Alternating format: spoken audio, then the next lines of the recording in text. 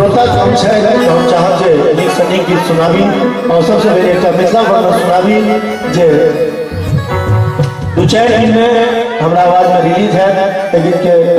राधे भाई लिखने छै सुनाबो ले जा रहल छी।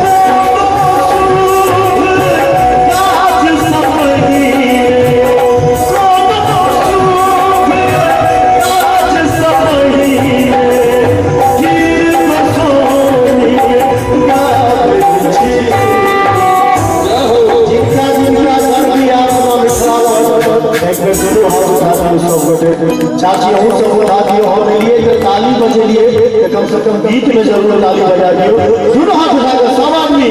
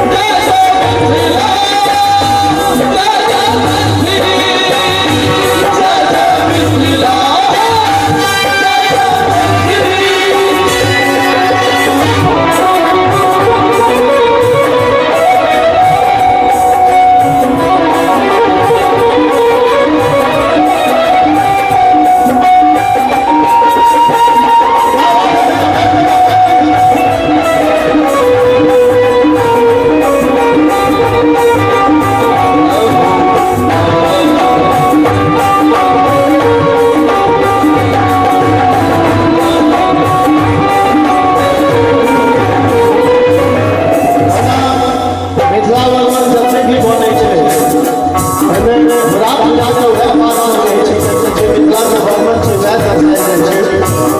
लेकिन हम राधे जी जे सब लिखने कहि बेर बहुत बहुत धन्यवाद